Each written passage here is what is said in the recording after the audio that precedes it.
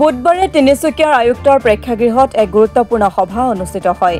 তিনিচুকীয়াত নতুনকৈ অভিভাৱক মন্ত্ৰী হিচাপে দায়িত্বভাৰ গ্ৰহণ কৰিয়েই বুধবাৰে তিনিচুকীয়াত উপস্থিত হয় অসম চৰকাৰৰ মন্ত্ৰী বিমল বৰা।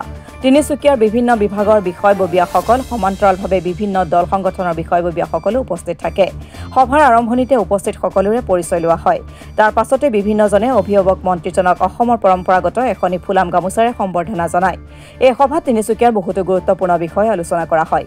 এই সভাত অভিভাৱক মন্ত্ৰী বিমল বৰাক সংগতিয়ে তিনিচুকীয়াৰ বিধায়ক তথা অসম চৰকাৰৰ শ্ৰম মন্ত্ৰী সঞ্জয় কিষাণ, তিনিচুকীয়াৰ আয়ুক্ত স্বপ্নীল পাল, তিনিচুকীয়াৰ আৰক্ষী অধীক্ষক অভিজিৎ গৌৰৱ দিলীপ, চাবুৱা সমষ্টিৰ বিধায়ক পুনাকন বৰুৱা, শদিয়া সমষ্টিৰ বিধায়ক বলিন চেতিয়া, ডুমডুমা সমষ্টিৰ বিধায়ক ৰূপেশ গোৱালা, ডিগবৈ সমষ্টিৰ বিধায়ক সুৰেন ফুকন উপস্থিত থাকে। জনসাধাৰণৰ আৰু অধিক কাষ চপাই নিয়াৰ এটা অৱধাৰণা লৈ তেখেতে দায়িত্ব লোৱাৰ পিছত প্ৰত্যেকখন জিলাত একোজনকৈ অভিভাৱক মন্ত্ৰী হিচাপে কাৰ্যনিৰ্বাহ কৰাৰ এটা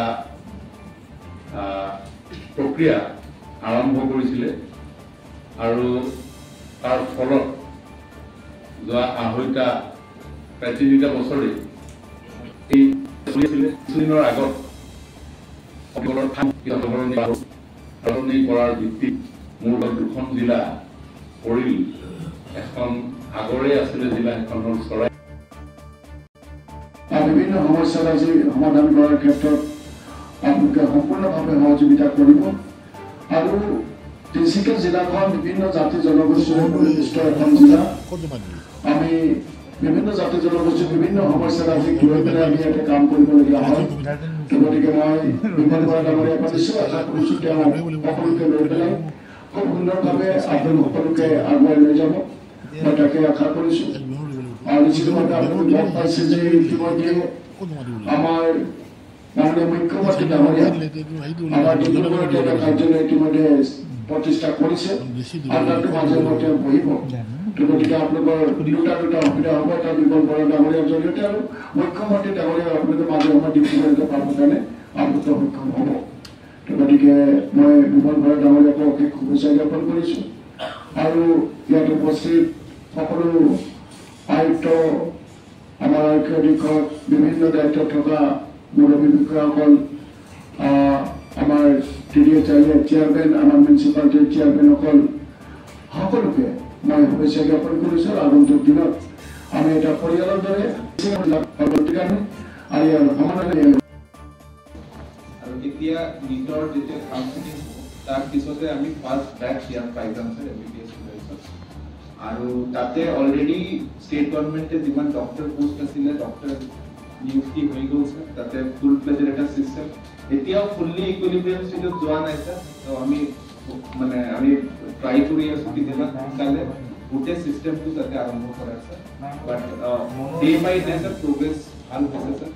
লাহে লাহে মানে আমি বহুতকেইটা নতুন ইনিচিয়েটিভ যেনেকুৱা CM ছাৰে কোৱা মতে আধাৰ স্যাৰ এতিয়া মানে মেডিকেল কলেজ আৰু চিভিল হস্পিটেলত বাচ্চা জন্ম হোৱাৰ লগে লগে তেওঁলোকে আধাৰ আৰু বাৰ্থ চাৰ্টিফিকেট তাতে অন দ্য স্পট পাই যায়। তেনেধৰণৰ ইনিচিয়েটিভ লোৱা হৈছে। তিনিচুকীয়া মেডিকেল কলেজ যিমানকেইটা ইম্পৰ্টেণ্ট ফ্লেগশ্বিপ প্ৰগ্ৰাম আছিলে তাৰ মাজত নাম্বাৰ 1 লাগিব। দ্বিতীয়তে স্যাৰ আমাৰ জিলাখন অভিভাৱক মন্ত্ৰীসকলৰ কিছু সাল সলনি ঘটাইছিলে আৰু সেই সাল সলনিৰ ভিত্তিত মোৰ ভাগত চৰাইদেউ আৰু তিনিচুকীয়া এই 2খন জিলা পৰিছে আৰু এই দায়িত্ব লৈ আজি প্ৰথমবাৰ মই তিনিচুকীয়া জিলালৈ আহিলোঁ। তিনিচুকীয়া জিলাত জিলা আয়ুক্তৰ কাৰ্যালয়ত প্ৰশাসনিক বিষয়ৰ পৰা আৰম্ভ কৰি আমাৰ সন্মানীয় জনপ্ৰতিনিধিসকল আৰু স্থানীয় সন্মানীয় বিভিন্ন সংগঠনৰ প্ৰতিনিধিসকলৰ লগত চাহ চিনাকি হ'লোঁ, যাতে আগন্তুক দিনবিলাকত তিনিচুকীয়াখনক আমি সকলো ক্ষেত্ৰতে আগুৱাই লৈ যোৱাৰ সুন্দৰ পৰিৱেশ, লগতে চৰকাৰৰ যিসমূহ আঁচনি সেই আঁচনিসমূহ যাতে ভাল ধৰণে ৰূপায়ণ হয় তাৰ কাৰণে ৰাইজৰ সহায় সহযোগিতা মই কামনা কৰিলোঁ। অসমতে সমস্যা বহুত আছিলে, কিন্তু এই সমস্যাবিলাক 2016 চনৰ পৰা পৰ্যায়ক্ৰমে লাহে লাহে সমাধানৰ দিশেৰে আগুৱাই গৈছে।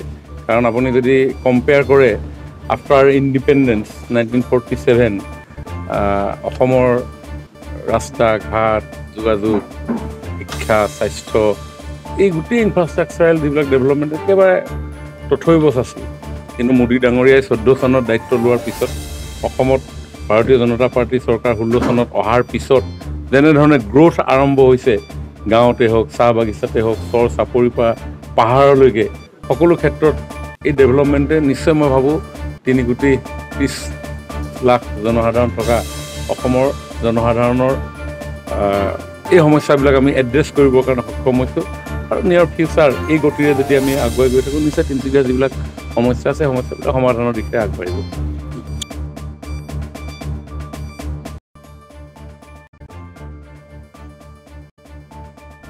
Bureau report Assam today